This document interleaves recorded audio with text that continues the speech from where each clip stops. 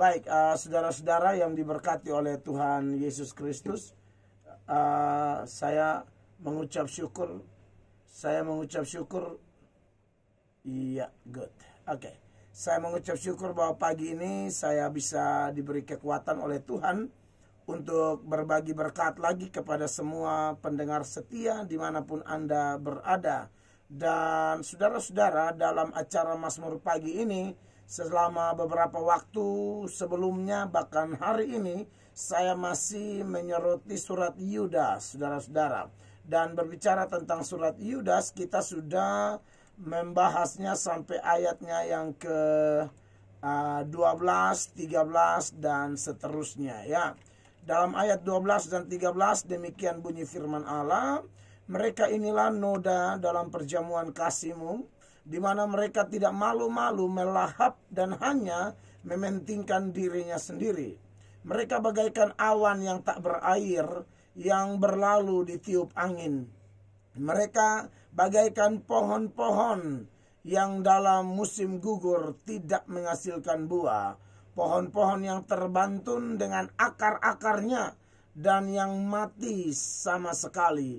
Mereka bagaikan ombak laut yang ganas yang membuihkan keaiban mereka sendiri. Mereka bagaikan bintang-bintang yang baginya telah tersedia tempat di dunia kekelaman untuk selama-lamanya. Nah, saudara-saudara yang diberkati oleh Tuhan Yesus Kristus, kalau kita membaca ayat 12 dan ayatnya yang ke-13, ada 5 penggambaran saudara-saudara yang diberikan Yudas tentang orang-orang Kristen palsu atau ilalang-ilalang di antara gandum. Lalang-lalang di antara gandum itu, saudara-saudara, kita sudah tahu bahwa itu pasti anak-anak iblis, saudara-saudara. Nah, lalang-lalang di antara gandum inilah yang kemudian dipersoalkan oleh Yudas dengan 5 penggambaran yang kita jumpai di dalam ayat 12 dan 13. Dan penggambaran-penggambaran tersebut, saudara-saudara, itu adalah penggambaran yang diambil dari alam, ya. Yang sudah kita bahas, yang pertama adalah tentang mereka itu dikatakan noda, namun noda di situ kita sudah pelajari bahwa noda di situ harusnya dari kata spiloi, tetapi ternyata kata Yunani yang dipakai adalah spilades. Dan spilades itu lebih tepat diterjemahkan adalah batu karang, saudara-saudara, yang ujungnya muncul di permukaan air sangat sedikit, dan itu tidak seringkali tidak diketahui orang. Spilades inilah, saudara-saudara, yang seringkali bisa merusak banyak kapal yang berlayar yang tidak tahu bahwa di permukaan air itu sebenarnya ada karang yang muncul. Nah, itu spilades. Itu penggambaran alam yang pertama. Jadi orang-orang seperti ini memang kehadirannya kelihatan kelihatan baik, menarik, tahu-tahu menghancurkan atau mengacaukan gereja, saudara-saudara. Selain spilades, kemudian kita sudah bahas minggu lalu bahwa orang-orang ini juga bagaikan awan yang tak berair. Saya sudah sering katakan bahwa bicara tentang awan, ya, kalau awan yang menjanjikan, awan yang berair, itu harusnya memberikan yang namanya hujan, saudara-saudara. Tapi herannya, awan yang ini hanya menjanjikan saja, tetapi sesungguhnya tidak ada apa-apa di dalamnya, begitu ya. Tidak ada hujan. Sedangkan minggu lalu saya dan saudara mengaitkan apa yang ditulis oleh Musa, bahwa pengajaran Musa itu ibarat hujan. Firman Allah yang Tuhan titipkan kepada Musa untuk Musa sampaikan itu seperti hujan, seperti sesuatu yang menyejukkan, menyegarkan. Tapi orang-orang ini adalah awan yang tak berair, memberi pengharapan, seolah-olah bagus, menarik, menjanjikan. Tapi kemudian yang didapati hanyalah kosong, saudara-saudara. Tidak ada sesuatu yang bisa diharapkan dari mereka. Dan sekarang, saudara-saudara yang diberkati oleh Tuhan Yesus, kita akan lanjutkan lagi. Setelah bicara tentang batu karang yang ujungnya muncul di air itu, lalu kemudian bicara tentang awan yang tak berair, ternyata masih ada penggambaran. Karena saya bilang ada 5 tadi penggambarannya, saudara-saudara. Dan penggambaran yang berikut, saudara-saudara, disebutkan bahwa mereka itu bagaikan pohon-pohon yang dalam musim gugur tidak menghasilkan buah. Pohon-pohon yang terbantun dengan akar-akarnya dan yang mati sama sekali. Nah, saudara-saudara, tidak cukup dengan menggambarkan 2 hal di atas. Yudas menambahkan lagi bahwa orang-orang ini ya seperti pohon-pohon yang tidak menghasilkan apa-apa. Nah, bicara tentang pohon yang tidak menghasilkan apa-apa, saya ingat di dalam Lukas ya. Kita bandingkan dengan Lukas pasalnya yang ke-13, di mana ketika Tuhan dari ayat 1 sampai ayat 5 bicara tentang pertobatan. Ya, saudara kalau perhatikan di dalam Lukas 13 itu, ayat 1 sampai 5, Tuhan Yesus didatangi oleh beberapa orang yang membawa kabar tentang adanya orang-orang yang darahnya dicampur oleh Pilatus dengan korban persembahan yang mau mereka persembahkan kepada Tuhan. Yang datang bawa laporan ini mungkin dipengaruhi oleh pandangan umum pada waktu itu bahwa orang yang kena musibah begitu biasanya orang yang dianggap sangat berdosa sekali. Ya.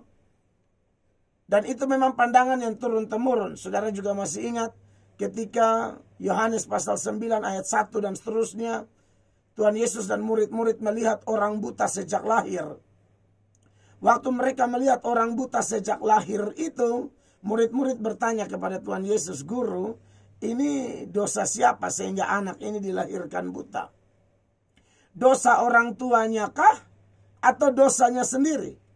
Lalu Tuhan Yesus bilang, bukan dosa orang tuanya, bukan dosanya sendiri, melainkan rencana Allah, maksud Allah mau dinyatakan di dalam dia. Akhirnya saudara tahu bahwa orang itu sembuh, dan gara-gara kesembuhannya itulah dia mendapatkan kesempatan sebagai alat Tuhan untuk menyedot perhatian luar biasa dari orang-orang pada waktu itu. Dan yang paling dipuji, yang paling diagungkan adalah Tuhan Yesus sendiri.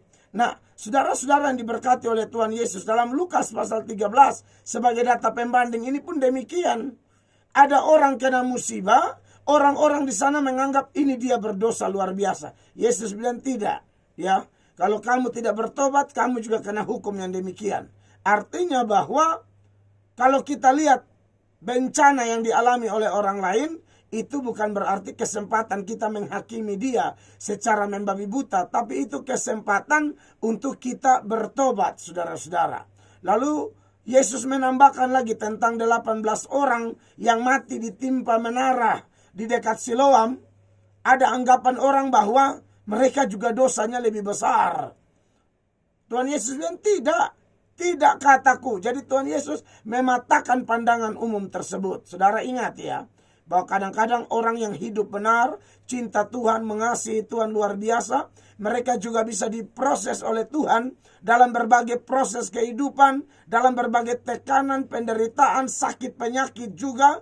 Jadi kita jangan serta-merta menghakimi orang, menuduh orang, menganggap bahwa dia kena kutuk dan lain sebagainya. Belum tentu. Saya sudah ingatkan ulang-ulang. Nabi Elisa itu dalam 2 Raja-Raja 13 ayat 14. Dia sakit dan gara-gara sakit itulah dia meninggal. Dia meninggal gara-gara sakit tersebut. Tapi kita jangan coba-coba menuduh bahwa Nabi Elisa adalah orang yang kena hukuman dari Allah. Tidak. Manusia itu begitu ya. Yang normal menurut 2 Korintus pasal 4 ayat 16. Sekalipun manusia lahiriah kami semakin merosot, namun manusia batinia kami dibaharui dari sehari ke sehari. Jadi tidak ada manusia yang tambah tua tambah kuat. Tidak ada. Tidak ada perempuan yang tambah tua kulit tambah kencang tambah cantik. Tidak ada. Yang ada itu tambah tua mulai keriput, ya, mulai sakit ini, mulai ini tatikam, nah itu tatikam, ya, mulai tulang keropos. Lalu mulai ada sakit ini, sakit itu, keluhan ini, keluhan itu. itu hukum normal, saudara-saudara, ya. Jadi tidak selamanya bahwa orang sakit gara-gara teguran. Memang ada, bukan tidak ada. Memang ada. Kalau saudara baca di Mazmur 107 ayat 17 dengan jelas, di sana dikatakan ada orang-orang yang menjadi sakit karena kelakuan mereka yang berdosa. Tapi tidak selalu demikian, ya. Jadi kalau Anda kena sakit, ya, Anda bisa periksa diri Anda sendiri. Diri saya, saudara, silakan. Saya pernah kena beberapa sakit dan memang ada dosa. Saya akui itu di hadapan Tuhan. Dan ketika pemberesan saya lihat jalan keluar Tuhan bukakan, ada kesempatan untuk bangkit lagi. Dan saya ditolong oleh Roh Kudus dan firman-Nya supaya jangan jatuh di lubang yang sama. Bagaimana dengan Bapak Ibu? Bagaimana dengan saudara-saudara? Adakah perenungan seperti itu? Supaya kalau ada masalah bencana, jangan cepat-cepat mempersalahkan orang lain. Tadi malam saya bicara dalam acara kami itu Good News from Heaven. Saya bilang salah satu penyebab kegagalan orang percaya adalah bahwa ada dosa yang dipegang kuat-kuat dan belum pemberesan.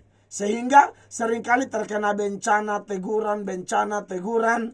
Tapi kalau sudah dibereskan, kita berkomitmen untuk bangkit. Saya yakin dia Tuhan berkenan menolong saya dan saudara, memberi kemampuan bagi saya dan saudara untuk terus maju di dalam dia, maju untuk melakukan kehendaknya, perkara-perkara besar yang dia siapkan bagi Anda dan saya.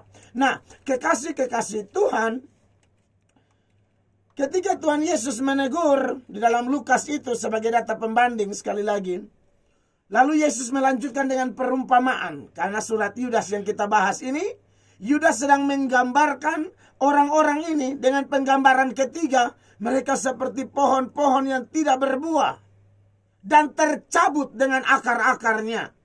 Jadi saudara, sudah tidak berbuah saja menuturkan tentang kematian, tercabut dengan akar-akarnya menuturkan tentang kematian. Makanya dalam terjemahan Inggris dia pakai kata twice dead, ya, mati 2 kali, saudara-saudara. Ayatnya yang ke-6, lalu Yesus mengatakan perumpamaan ini. Lukas 13, seorang mempunyai pohon ara yang tumbuh di kebun anggurnya, dan ia datang untuk mencari buah pada pohon itu.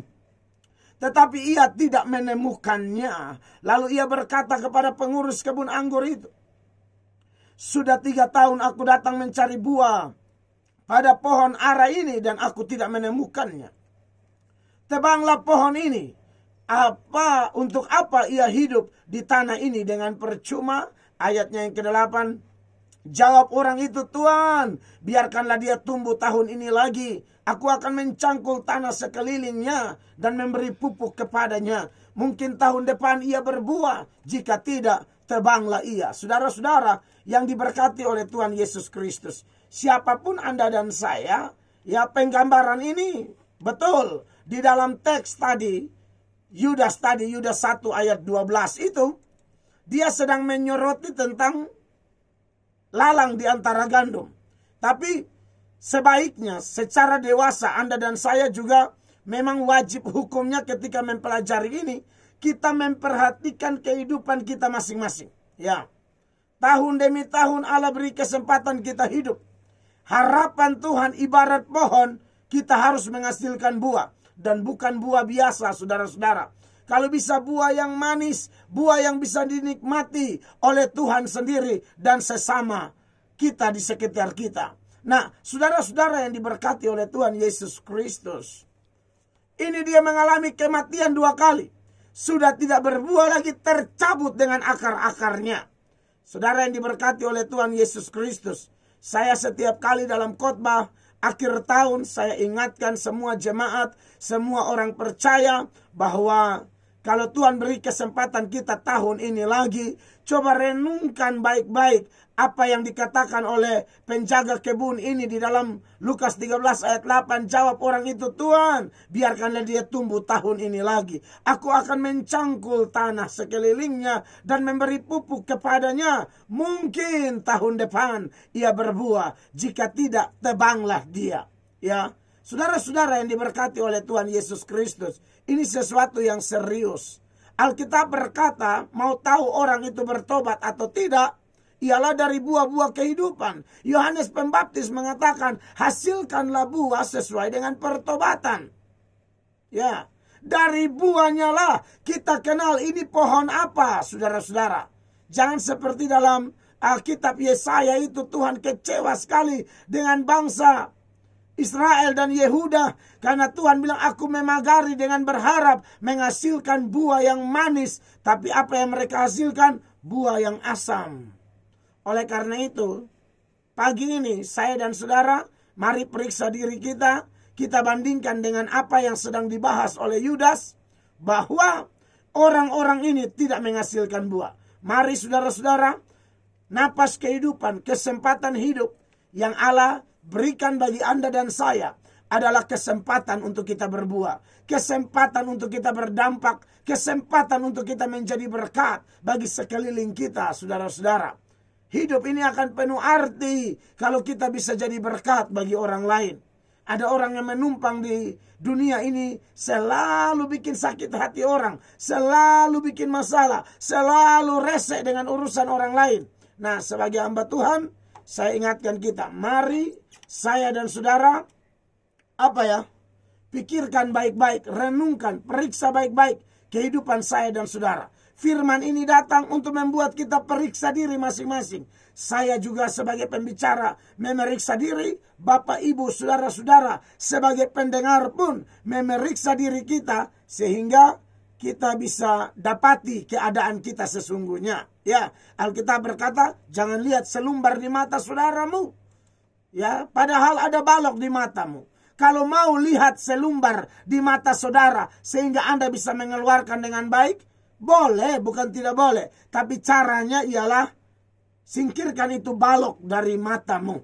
Ya, kalau Anda baca di dalam Injil Matius, kita bandingkan ya. Matius pasal 7, mulai ayat 3. Mengapakah engkau melihat selumbar di mata saudaramu, sedangkan balok di dalam matamu tidak engkau ketahui? Ayat 4. Bagaimanakah engkau dapat berkata kepada saudaramu, biarlah aku mengeluarkan selumbar itu dari matamu, padahal ada balok di dalam matamu. Ayatnya yang kelima. Hai orang munafik, keluarkanlah dahulu balok dari matamu. Jadi boleh ya. Maka engkau akan melihat dengan jelas untuk mengeluarkan selumbar itu dari mata saudaramu. Boleh? Boleh ya. Saya biasa khotbah keras seputaran perzinahan misalnya. Ini contoh ya. Percabulan, dosa-dosa, hawa nafsu jahat seperti itu saya paling sering menegur. Nah, saudara tanya, bagaimana dengan saya? Memang saya mantan dari situ. Saya hidup kotor juga setelah diubahkan Tuhan, mengerti tentang bagaimana pengudusan yang Tuhan kerjakan dan bagaimana tuntutan firman Allah seperti dalam 1 Tesalonika 4 ayat 17 mengingatkan kita bahwa Allah memanggil kita bukan untuk melakukan apa yang cemar, tapi untuk melakukan apa yang kudus. Lalu ayat 8 mengatakan kalau ada jemaat atau orang menolak itu, dia bukan menolak perkataan hamba Tuhan, tapi dia menolak roh yang telah dianugerahkan kepada orang percaya. Itu kehendak Roh Kudus, supaya Anda dan saya hidup kudus, rumah tangga kita kudus, rumah tangga kita berkenan kepada Allah. Selalu ada kasih di dalam rumah tangga Kristen, karena rumah tangga Kristen itu adalah replika antara hubungan Kristus dan jemaat. Ya, suami itu digambarkan seperti Kristus, istri digambarkan seperti jemaat. Mana ada jemaat yang boleh melawan Kristus? Tidak boleh. Mana ada Kristus tidak peduli jemaat. Kristus berkorban, bahkan memberikan dirinya untuk jemaat. Makanya saya bilang, saudara-saudara, dalam urusan rumah tangga Kristen, harus jaga kekudusan. Karena kalau kita lihat di media sosial, ya, ada orang pergi menggrebek, lalu menangkap istrinya sama laki-laki lain. Lalu ada juga ada yang menggerebek suaminya dengan perempuan lain sampai kasih naik video live. Kita yang nonton ini, apalagi kita tahu itu orang Kristen, kan kita malu, saudara-saudara. Makanya saya sering menegur. Karena balok di mata saya sudah dikeluarkan, maka kita bisa dipakai Tuhan untuk tolong orang lain. Dan semua kita saling melengkapi. Tentu kita tidak sempurna. Tetapi kalau Tuhan sudah bereskan, maka kita akan mampu menjadi berkat bagi orang lain. Nah, saudara-saudara, mari hasilkan buah sesuai dengan pertobatan kita. Jangan bilang sudah bertobat, tapi tidak ada perubahan apa-apa. Penggambaran keempat yang saya jumpai dari Yudas ayat 12 dan 13 itu, setelah bicara tentang batu karang itu, Spilades, awan tak berair, lalu pohon yang tidak berbuah, bahkan mati 2 kali, twice dead, tidak berbuah, lalu tercabut dengan akar-akarnya. Yang keempat, dikatakan bahwa mereka bagaikan ombak laut yang ganas, yang membuihkan keaiban mereka sendiri. Nah, saudara-saudara, bicara tentang ombak laut, ini adalah sesuatu yang kelihatannya hebat, ya, tetapi hanya menghasilkan buih dan bahkan kotoran di pantai.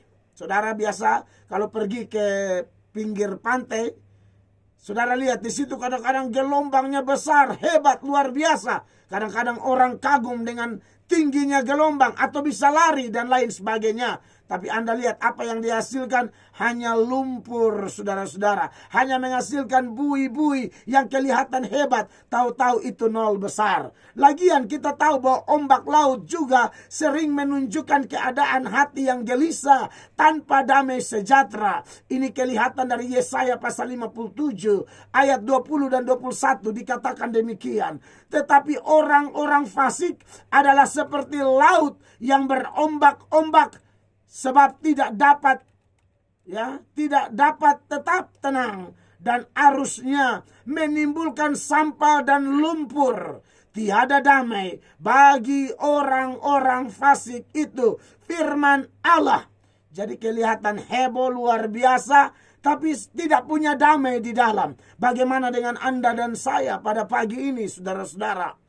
Adakah damai sejahtera yang sejati itu berdiam, menguasai Anda dan saya? Sebagai hamba Tuhan Yesus Kristus, saya ingatkan hal ini, saudara-saudara. Kita jangan seperti gelombang ini yang kelihatan heboh, tapi di dalam tidak ada sukacita, di dalam tidak ada damai sejahtera. Amsal mengatakan bahwa di dalam tertawa pun hati dapat merana, saudara-saudara. Kesukaan bisa berakhir dengan duka cita. Oleh karena itu, siapapun Anda, dimanapun Anda berada, mari kita bukan ilalang. Pastikan kita bukan ilalang, ya. Berharap, berdoa, memeriksa diri sendiri. Kalau bisa kita bukan lalang di antara gandum itu, ya. Jadi jangan seperti ini ombak laut yang ganas.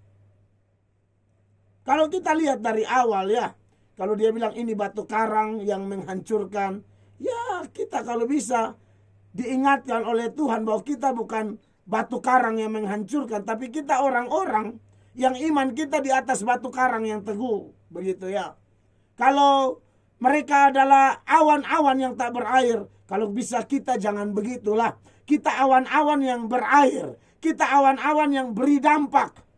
Lalu dikatakan mereka pohon-pohon yang twice dead, mati 2 kali, lalu mereka tidak menghasilkan buah, bahkan tercabut sampai akar-akar. Nah, kita beda dong. Kita orang Kristen adalah pohon-pohon yang berbuah, bukan hanya buah biasa, buahnya manis untuk kemuliaan nama Allah. Lalu di ayat 4 ini, kalau ini adalah gambaran gelombang laut yang ganas dan tidak menghasilkan apa-apa, hanya menghasilkan sampah dan lumpur, maka saya dan saudara bukan seperti itu. Orang Kristen sejati memiliki damai sejahtera dan seperti gelombang laut, kata Alkitab. Mari kita lihat dalam Yesaya pasal 48.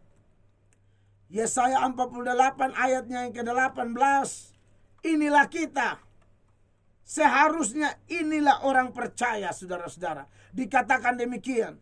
Sekiranya engkau memperhatikan perintah-perintahku, maka damai sejahteramu akan seperti sungai yang tidak pernah kering, dan kebahagiaanmu akan terus berlimpah, garis bawahi, seperti gelombang-gelombang laut yang tidak pernah berhenti. Haleluya. Kalau di dalam diri orang fasik tidak ada damai, penggambaran gelombang laut tidak ada damai. Tapi kita gelombang laut yang digambarkan sebagai damai, kebahagiaan yang luar biasa. Oleh karena itu saudara-saudara, memang Tuhan datang untuk memisahkan domba dari kambing. Tuhan memisahkan seorang demi seorang. Maka tampil beda adalah harga mati. Tampil beda tidak bisa dikompromi. Saya dan saudara memang harus tampil beda. Roma pasal 12 ayatnya yang ke-1 dan 2 dia ingatkan saya dan saudara, dorong saya dan saudara, kita semua yang telah merasakan kemurahan Allah, kita semua yang telah merasakan kasih karunia-Nya, keselamatannya, berkat-berkatnya, bahkan mungkin mujizatnya, kemurahan Allah yang luar biasa itu seharusnya mendorong Anda dan saya untuk mempersembahkan tubuh kita sebagai persembahan yang hidup, yang kudus, dan yang berkenan kepada Allah. Dan kemudian saudara-saudara, kita diminta supaya tidak menjadi serupa dengan dunia. Kita berubah oleh pembaharuan budi kita. Kita sudah mengalami yang namanya metanoia, perputaran pikiran 180 derajat. Kalau dulu tidak cinta Yesus, sekarang cinta Yesus. Dulu tidak baca Alkitab, sekarang baca Alkitab. Dulu berdoa hanya tunggu mau makan saja, sekarang ada jam-jam doa tertentu. Seperti Daniel selalu berdoa, Yusuf selalu berdoa, Tuhan Yesus sendiri dalam Markus 1 ayat 35 misalnya, pagi-pagi benar Tuhan Yesus sudah ambil waktu berdoa dengan Bapaknya. Bukankah teladan-teladan dari pahlawan iman ini atau dari Tuhan Yesus sendiri harusnya kita ikuti saudara-saudara? Sehingga kita lihat ayat ini mengatakan, Yesaya 48 ayat 18 sekali lagi, sekiranya engkau memperhatikan perintah-perintahku, haleluya, maka damai sejahteramu akan seperti sungai yang tidak pernah kering, dan kebahagiaanmu akan terus berlimpah seperti apa? Gelombang-gelombang laut yang tidak pernah berhenti. Orang yang tidak taat firman tidak akan ada damai sejahtera. Kalau hanya mendengar firman tapi tidak taat firman, tidak ada damai sejahtera. Ingat, damai sejahtera itu kalau kita lihat dalam manifestasi buah roh, dia adalah salah satu dari 9 manifestasi buah roh. Damai itu pertama-tama diberikan oleh Roh Kudus, tapi damai itu harus bertumbuh, damai itu harus berkembang. Kapan? Ketika kita memperhatikan firman Allah. Kapan? Ketika kita memiliki kehidupan doa yang luar biasa. Kapan? Ketika kita berprinsip, berkomitmen untuk membuang dosa-dosa kita yang kita pegang kuat-kuat, yang selalu menjadi penghambat bagi Anda dan saya untuk bertumbuh. Ya, dosa apapun itu saya tidak tahu. Mungkin Anda sedang terikat dengan pornografi, persinahan, kemabukan, tipu daya. Ya, Anda sedang terikat dengan berbagai dosa yang suamimu tidak tahu, Tuhan Allah tahu. Istrimu tidak tahu, Tuhan Allah tahu. Pendeta tidak tahu, Tuhan Allah tahu. Jemaat tidak tahu dosa pendeta, tapi di hadapan Tuhan tidak ada yang tersembunyi. Kita fair, semua kita harus periksa diri. Bukan hanya jemaat, pendeta juga. Ya, jadi saudara-saudara, sebagai hamba Tuhan saya ingatkan, hanya Tuhan yang bisa tolong kita. Dan pemberitaan firman Allah pagi ini memang bermaksud menolong Anda dan saya untuk keluar dari kehancuran itu. Ya, minggu depan baru saya bahas lebih dalam tentang bagian selanjutnya. Kiranya renungan ini memberkati Anda dan saya. Mari periksa diri kita, datang pada Kristus. Anda sangat berharga di mata Tuhan. Haleluya.